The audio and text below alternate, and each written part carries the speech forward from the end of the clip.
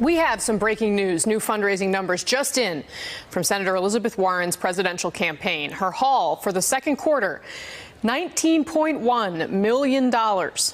And the campaign reports that the majority of that money came from first-time donors, with an average donation of just $28. Warren raised more than fellow Senators Bernie Sanders and Kamala Harris in the second quarter, putting her in a strong spot financially in this 2020 field.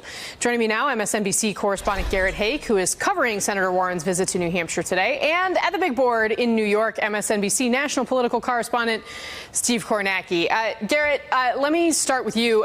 This is an incredibly high number for her. It gives them some real meat on the bone in terms of underscoring what we had been picking up as, increased traction, the T-shirts, all of the things that we see on the campaign trail. And frankly, it's a vindication of her strategy here. I mean, she was the one, who didn't want to do formal fundraisers when, some of her advisors, frankly, questioned that decision, having that reported in the New York Times. It looks like she may have been right.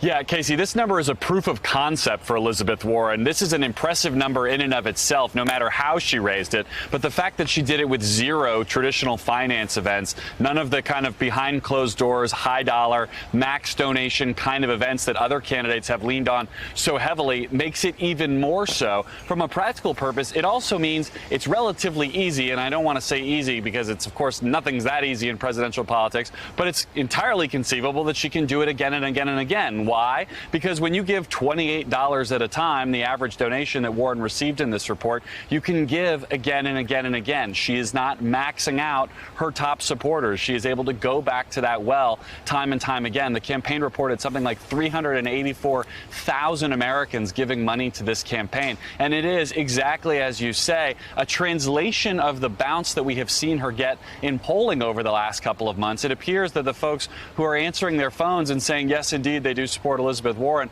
are also then getting online and sending her money. And by doing this, they are fueling this engine, and it really is self-propelling. Ask Beto O'Rourke, the Senate candidate, about this. When you can come out and say, I have all this support behind me, I am doing this with your support, it is so much easier to keep doing it. A big number, a big day for this campaign. And Garrett, very quickly, do we know how much she spent to raise this money? Because that's another important piece of this metric. Yeah, I don't have that number off the top of my head, Casey, but it is important, especially for Warren, because she is running sort of a larger scale campaign than some of these other candidates. We have reported that she has the biggest staff in Iowa. She has the biggest staff in New Hampshire.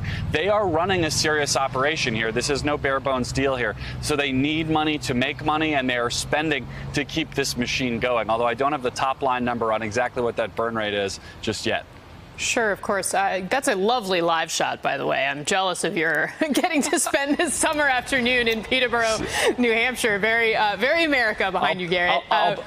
I'll pay for it in January. For sure. Won't we all?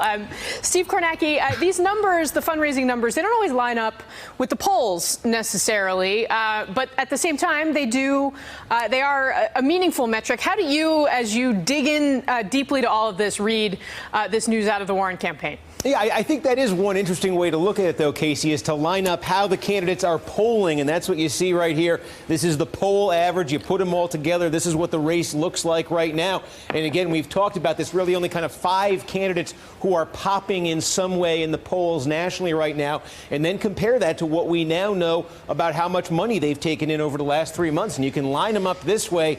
And again, a lot of this, I'd say 4 of these 5 make a lot of sense. Biden out in front, 21 million in the poll, 21.5 million in terms of what he raised. Harris, remember, she has surged into second place.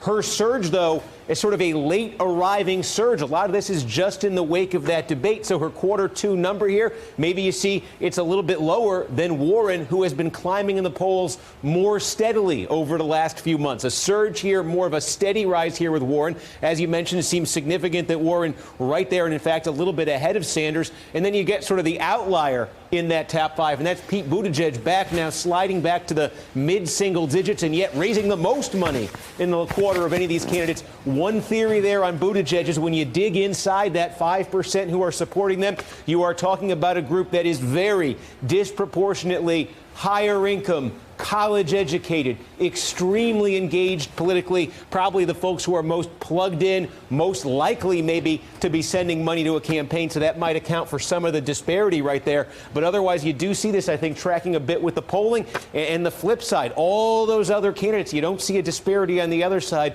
where so far where the candidates who aren't registering are raising huge money. Yeah, though we did see, of course, Julian Castro saying that they crossed the donor threshold for the upcoming debates. Steve Kornacki, Garrett Haake, thank you guys both very much for all of that. Hey there, I'm Chris Hayes from MSNBC. Thanks for watching MSNBC on YouTube. If you want to keep up to date with the videos we're putting out, you can click subscribe just below me or click over on this list to see lots of other great videos.